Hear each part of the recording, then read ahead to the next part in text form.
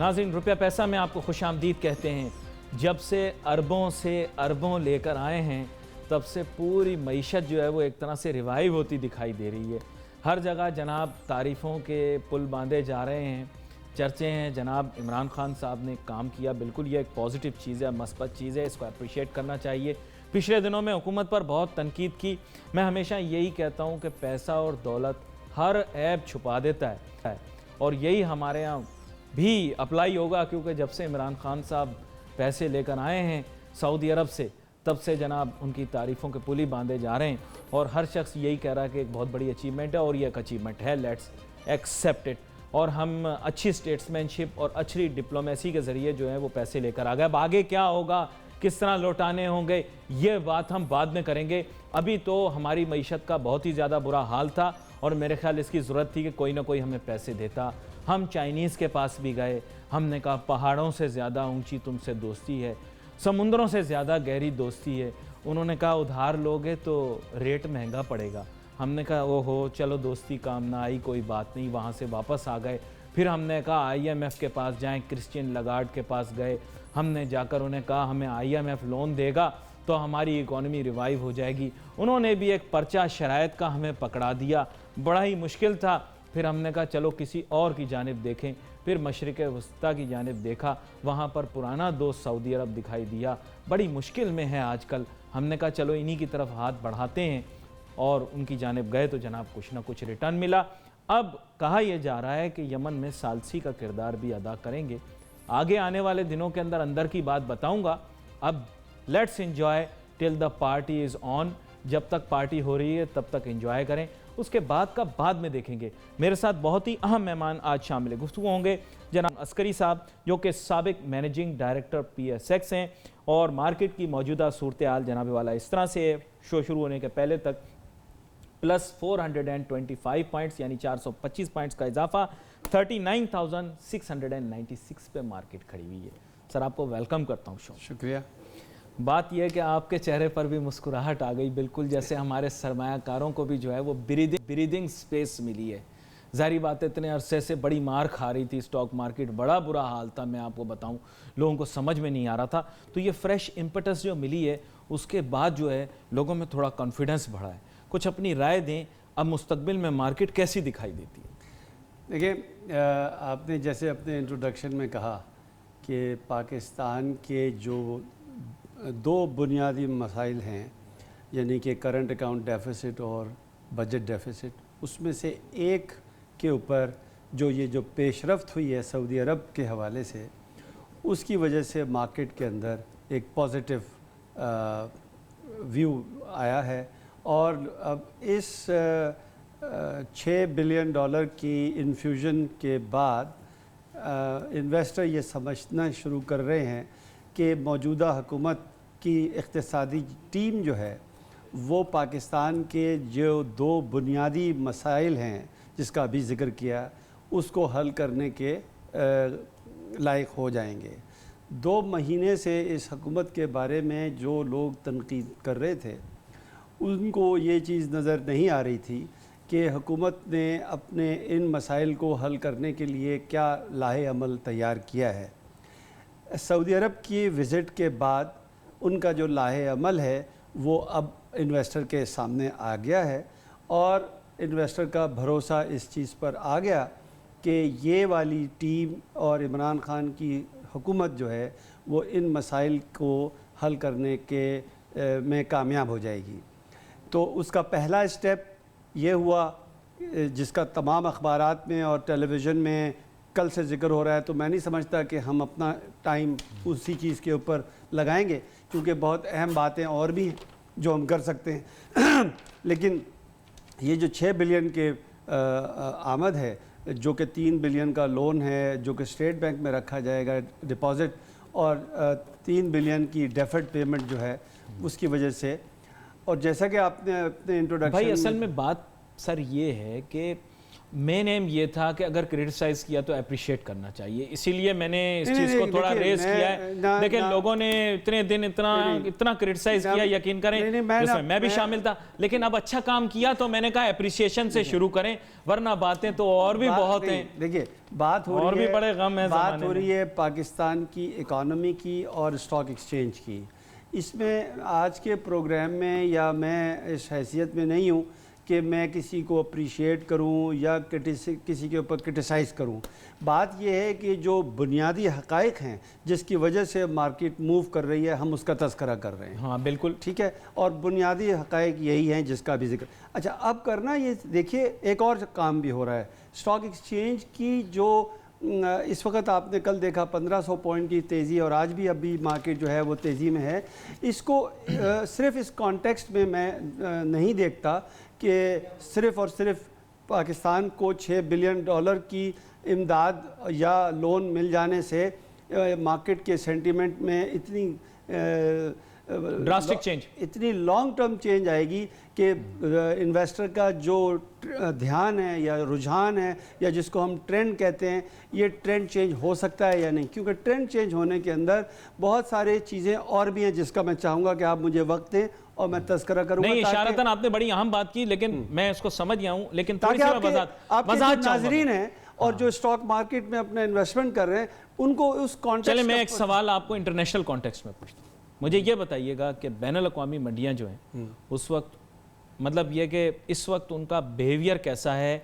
क्या वहाँ से कोई पॉजिटिव न्यूज़ आ रही है? अमेरिका में भी आज बड़े अजीब किस्म के वाक़यात रुनमा हुए जिसकी वजह से स्टॉक मार्केटें मेरे ख्याल दबाव में।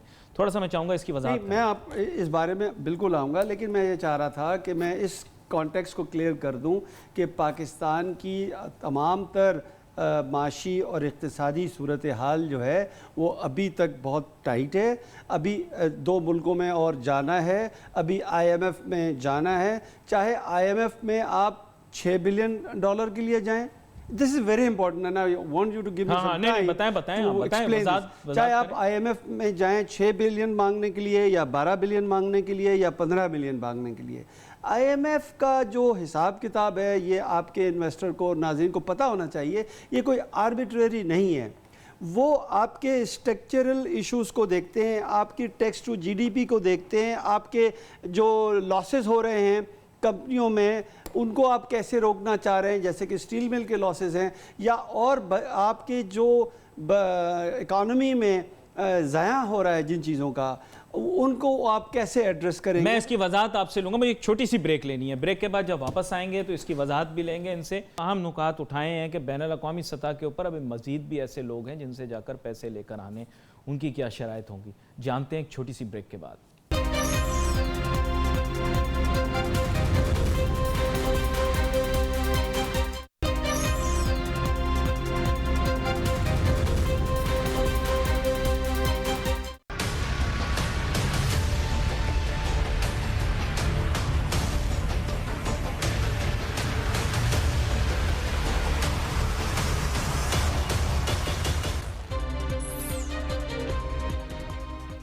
नाज़रीन वेलकम बैक आफ्टर ब्रेक। गुफ्तगू हमारी जारी है। स्टॉक मार्केट की कारकर्दगी के मुतालिक बात कर रहा हूँ। अपने दिल की बात कह नहीं सकता और दूसरे की बात मान नहीं सकता बिला जवाज़। तो जनाब हारून अस्करी साहब मेरे साथ मौजूद हैं, साबिक मैनेजिंग डायरेक्टर हैं PSX के। इन्होंने कहा है कि जनाब मुझे मेरी बात तो मुकम्मल करने दें। बिल्कुल आपको आपकी बात मुकम्मल करने देंगे। आप मंतकी लॉजिक के साथ उसको लेकर चल रहे हैं। आपकी बात यहाँ तक पहुँची थी, आपने कहा और भी बैनुल अक़वामी इदारे हैं जिनके पास जाना पड़ेगा। अब देखिए बात क्या है कि अभी पाकिस्तान के, जब मैं ये कह रहा था कि आप जब IMF के पास जाएंगे तो इसका ये मतलब नहीं है कि अगर आप थोड़े से पैसों के लिए जाएंगे तो उनकी जो शराइत हैं, उनकी कोई ऐसी शराइत नहीं है कि जो कोई निगोशिएट करके आपकी हार्ट या कर। देखिए अगर आपके यहाँ स्ट्रक्चरल इम्बैलेंसेस मौजूद हैं जिसके बारे में IMF as your friend, as your guide, as your adviser wants कि ये जब तक स्ट्रक्चरल इम्बैलेंसेस सही नहीं होंगे आपकी इकॉनमी कभी भी आगे नहीं बढ़ सकती सस्टेनेबल तरीके से। मौजूदा पैसे का मिल जाना और मौजूदा 4 महीने के लिए या 3 महीने के लिए बैलेंस ऑफ पेमेंट की सपोर्ट हो जाना एक अलग बात है। और पाकिस्तान की मईशत को इस तरीके से सही करना कि आइंदा लोन की हमें ज़रूरत ना पड़े, ये इसके लिए आपको टैक्स टू जीडीपी बढ़ाना पड़ेगा, इसके लिए आपको दूसरे अपने लॉसेस ख़त्म करने पड़ेंगे, इनएफिशिएंसीज़ को ख़त्म करना पड़ेगा। और जैसा कि इमरान खान ने अपनी तकरीर में कहा और वो इसी नाम पे आए हैं कि पाकिस्तान से करप्शन को हटाना पड़ेगा, लेकिन करप्शन उन्होंने कहा कोई एनआरओ नहीं होगा नहीं, और मैं नहीं छोड़ूंगा। मैं ये सियासी बात, देखिए कोई एनआरओ ने किसी ने नहीं मांगा एनआरओ, तो ये कहने की ज़रूरत नहीं है कि कोई एनआरओ होगा या नहीं होगा, कि nobody is asking for NRO. बात ये है कि कौन सी करप्शन ये है कि आपकी पीआईए के अंदर, आपकी रेवेन्यू डिपार्टमेंट में, आप चले जाएं किसी भी कोर्ट में, आपको तारीख लगवानी है, आपको और काम कराने, इस किस्म की करप्शन के ऊपर हमारे मुल्क में काम होना चाहिए। कोई ये सियासी तौर पर किसी को जेल में एक फ़र्द वाहिद को भेज देना और उस या ना भेजना, इसके कोई मायने नहीं है। जाहिर है कि जिसने अगर कोई करप्शन की है उसको जेल ज़रूरी जाना चाहिए, लेकिन एक आदमी के या दो आदमियों के जाने से यहाँ पर जहाँ जहाँ करप्शन है, जहाँ जहाँ इनएफिशिएंसीज़ हैं, उन चीज़ों को अगर रोकेंगे तो ये चीज़ें बेहतर होंगी। अब आता है दूसरी बात क्या है कि अब आपके पास अगर मौजूदा माशी मसाइल का हल आ गया है और जो कि इंशाल्लाह आ जाएगा, तो आपका एक इस्तेकाम आ जाएगा। फिर हमारे पास जो हमारे मिसाल के तौर पे टोटल डेफिसिट जो है हमारा तकरीबन 20-22 बिलियन ट्रेड गैप जो है, वो उसमें से आधा तो चाइना का है। चाइना के साथ हमने जो फ्री ट्रेड एग्रीमेंट किया हुआ है उसको मैं समझता हूँ कि देखना चाहिए, उसको रिवाइज़ करना चाहिए। और अब एक इन्वेस्टमेंट होने वाली है, एक कॉन्फ्रेंस होने वाली है चाइना में, जहाँ चाइना चाहता है कि पाकिस्तान से चीज़ों ख़रीदी जाएँ। उस एग्ज़िबिशन में उस जगह भरपूर तरीके से पाकिस्तान की पार्टिसिपेशन होनी चाहिए थी। सऊदी अरब में जो ये जो कल कॉन्फ्रेंस हुई है, एक सेकंड सर, सऊदी अरब में जो कॉन्फ्रेंस हुई है कल, जिसमें इमरान साहब ने अपने मुल्क की माशी मसाइल का हल ढूंढ के वो ले आए हैं, दैट्स अ ग्रेट न्यूज़। लेकिन पता है क्या बात है, वहाँ पर पाकिस्तान की मईशत से और इंडस्ट्री से कोई आदमी नहीं गया। हिंदुस्तान की तरफ से कई आदमी गए, उन्होंने वहाँ डील्स करके आए, वहाँ पे ट्रेड करके आए। हम लोग क्यों नहीं गए वहाँ पर, और हम ऐसी जगह क्यों नहीं जाते? ये वो चीज़ें हैं जिससे आपकी फंडामेंटल इकानमी जो है वो बेहतर होगी, जीडीपी टू इन्वेस्टमेंट रेशो बेहतर होगी, जीडीपी टू। तो यही तो मैं रो रहा हूँ कि आपके प्राइवेट सेक्टर के लोग जो किसी काम के नहीं है। अब आपने मेरे जज्बात को गरमा दिया, फिर मुझे आपको बताना पड़ेगी बात। या आपने इन्वेस्टमेंट की बात की, ये जो सारे लोग जो आपने कल दिखाया, असद उमर साहब के साथ बैठे मीटिंग कर रहे हैं, बड़े रोड शो कर रहे थे, इंटरनेशनल स्ट्रेटेजिक पार्टनर लेकर आएंगे। कहाँ है इनका इंटरनेशनल स्ट्रेटेजिक पार्टनर? ले दे के वही चाइना वालों को लेकर आए जो बारात के दिन दूल्हा भाग गया, पता नहीं किसका टेलीफोन गया तो उनको फ्लाइट मिली। आप कह रहे हैं कि नहीं आया, वो जो भी बात है आप you are privy to many things, लेकिन जो भी बात है कुछ प्रिवी हम मीडिया वाले भी होते हैं। सर आपको खालिसतन बता रहे हैं, ये जो टाइम ज़ाया होता रहा हमारे मुल्क का, जो आप लोगों ने कहा कि बड़े जनाब डाउ जोन वाले पेट पर लेटे में और नेस्डेक वाले कह रहे हैं कि हम पाकिस्तान में पैसा लगाएंगे, कौन आया? ले देकर वही चाइना वाले आए 4-5 और माजरत के साथ दूल्हा घोड़े पे बैठकर भाग रहा था बारात से, लेकिन किसी ने उसको पकड़ के यहाँ बिठाया, नहीं मैं दूंगा पैसे अगर यहाँ को गड़बड़ होगी। सर बड़ी बड़ी बातें, फिर मामला आगे उठेगा। इनसे आप पूछें रोड शो के इन्होंने पैसे क्यों ज़ाया किए? ये तो बड़ा लंदन गए थे, बोल रहे थे हम जाएंगे फुटसी वहाँ पे बात करके आएंगे। क्या बात की डिटेल प्रोवाइड करें, हमें मिनट्स ऑफ द मीटिंग दिए जाएं कि आपकी जो बॉडी यहाँ पर आपने कमेटियां बनाई हुई थी अपने पीएसएक्स के अंदर, ये वहाँ यूके में क्या बात करके आए, हमें उसके मिनट्स नहीं, हमें पता लगना चाहिए उनकी क्या ऑब्जर्वेशन थी, उन्होंने क्यों पीएसएक्स के लिए इतनी लो बिड डाली, अगर उन्होंने बिड डाली। देखिए ये जो इकानमी के और स्टॉक एक्सचेंज के इश्यूज़ हैं ना, इसको हम जज्बात से हल नहीं कर सकते, और इसके ऊपर किसी किस्म की सेंटिमेंटल वैल्यू डालेंगे ना आप, तो बात कहीं की होगी और कहीं और चली जाएगी। नहीं ये देखें, जब आपने सारों को कह दिया ऐसे प्यार से, आपने नरम लहजे में वही बात की, हमने सख्त लहजे में वही बात कर दी। जवाब हर चीज का हमें चाहिए। छोटी सी ब्रेक लेते हैं, ब्रेक के बाद वापस आके आपको बताएंगे कि बुनियादी वजह क्या है। ये चीजें ये हैं कि एक्सप्लोर हमें करना पड़ेगा कि जब हमारी मार्केट की वाकई में इंटरनेशनली वर्थ थी तो हमने अपनी कौम के लोगों को क्यों इन्वॉल्व नहीं किया, और इंटरनेशनल स्ट्रेटेजिक पार्टनर चाइना को ही लेकर आए। खैर अब इस बारे में मैं मजीद और बहस नहीं करूंगा, लेकिन कोशिश ये करूंगा जानने की कि अब बेहतरी के लिए क्या किया जा सकता है। Let's take a short break.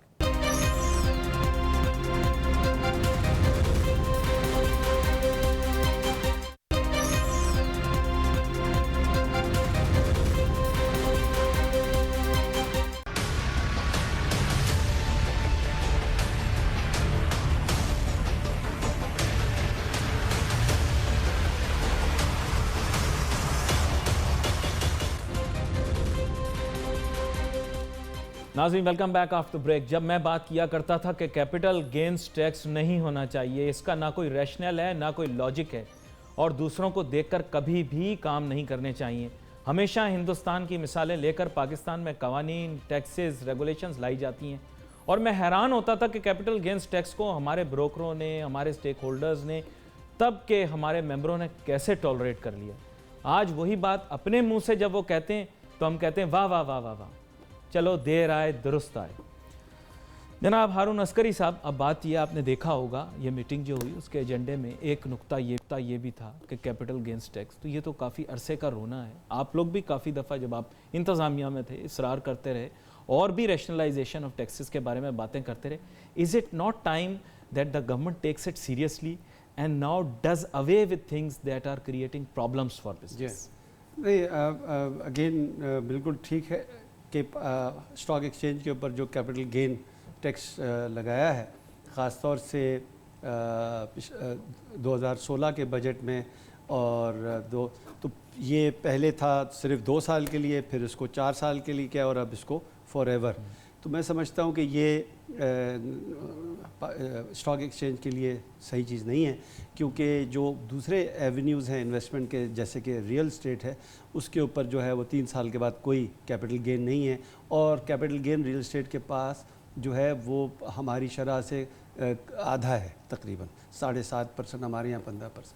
तो बात क्या है कि ये जो हमारी मीटिंग हुई थी इसके अंदर हुकूमत को ये बावर कराया गया कि ये डिस्पैरिटी है और इसको ख़त्म होना चाहिए, नंबर 1 बात। दूसरी बात ये कि जो टैक्स लगा हुआ भी है, जो कैपिटल लॉसेस हैं, वो 1 साल के बाद जो है वो एडजस्टेबल नहीं है। तो अब ये चाह रहे हैं कि ये जो लॉसेस हैं ये 3 साल तक के लिए कैरी फॉरवर्ड हो जाए। तो अच्छा, अब आपके ब्रेक से पहले जो मैं बात चाह रहा था बतानी, वो ये चाह रहा था कि देखिए IMF वाले जो हैं वो मांगेंगे आपसे फिस्कल डिसिप्लिन, वो मांगेंगे कि आपका जो सर्कुलर डेट है उसके अंदर जो आपके इलेक्ट्रिक के बिजली के जो लॉसेस हैं वो ख़त्म किए जाएं, आपके पास जो डिस्कोज हैं उनको आप प्राइवेटाइज़ करें। इनके ये बहुत सारे स्टेट एंटरप्राइजेज़ हैं, उनकी जल्द अज जल्द प्राइवेटाइजेशन करनी चाहिए। तो जब हमारी मौजूदा हुकूमत इस प्रोग्राम के ऊपर कामयाबी से आगे बढ़ेगी तो हम इस हुकूमत को फिर क्रेडिट देंगे। अनपॉपुलर स्टेप्स हैं, नहीं अनपॉपुलर हो मैं आपसे या ना हो, लेकिन ये एसेंशियल हैं। अगर आप IMF के पास जाएंगे वो आपको कहेंगे कि आप अपनी हुकूमत को, गवर्नमेंट को छोटा करें, प्राइवेटाइजेशन करें, लॉसेस को ख़त्म करें जहाँ जहाँ लॉसेस हो रहे हैं। देखिए ना, तीनों का PIA का 400 बिलियन का लॉस, स्टील मिल का 450 बिलियन का लॉस, रेलवे का लॉस, अब इतने सारे लॉसेस हैं। सवाल ये कि ये क्यों हैं? और पिछली 2 हुकूमतें जो यानी जमहूरी हुकूमतें थी वो भी आई और जो गैर जमहूरी हुकूमतें थी वो भी आई, लेकिन ये वाले जो लॉसेस थे रेलवे के और PIA के, वो कंट्रोल नहीं कर सके। आज भी वो, कल इमरान खान साहब ने अपनी तकरीर में कहा कि हम ये देख रहे हैं कि ये जो इतना बड़ा कर्जा लिया गया है इसका हम ऑडिट कर रहे हैं। अल्लाह करे वो ऑडिट जल्द अज जल्द ख़त्म हो और उसके अंदर से जो सबक हमने सीखने हैं उनके ऊपर जो अमल करना है, जो एक्शन करना है, मैं उस दिन का इंतज़ार करूँगा कि जिस दिन वो एक्शन नज़र आएगा। और जिस दिन वो एक्शन नज़र आएगा आप देखिएगा कि मार्केट में उस वक्त जो तेज़ी होगी वो सस्टेनेबल तेज़ी होगी। आज आप ये देखिए कि हमारी मार्केट में एक और अहम बात है जो आपके नाज़रीन को पता होना चाहिए कि ये तो सही बात है कि हम जिस तरीके से, जिस डेस्परेट तरीके से हम ये सोच रहे थे कि अब हम हमारा जो बैलेंस ऑफ पेमेंट का मसला कैसे हल होगा, ये हल होता हुआ जैसे ही नज़र आया तो इन्वेस्टर का कॉन्फिडेंस आ गया। लेकिन आज की जो मार्केट है ये इसको ज़रूर देख लेना चाहिए कि तमाम दुनिया की जो मार्केट में इस वक्त जो है लोगों का जो रुझान है, जो ट्रेंड है, वो अब बदलता हुआ नज़र आ रहा है 2-3 वजूहात की। यानी मोहतात रहना ज़रूरी है, मोहतात रहना ज़रूरी है। मेरे पास वक्त मुख्तसर था, आपका बहुत शुक्रिया, आप शामिल हुए। मेरे ख्याल बहुत से मौज़ूआत को हमने देखा और बिलखुसूस इस मौजू को हमने डिस्कस और स्टडी किया कि स्टॉक एक्सचेंज के ऊपर ये जो बैरूनी कर्जे होंगे इनके क्या असरात मुरत्तब होंगे। We wait for your messages on Facebook. यहाँ पे अली नासिर हमारी टीम को इजाज़त दीजिए। अल्लाह हाफिज़।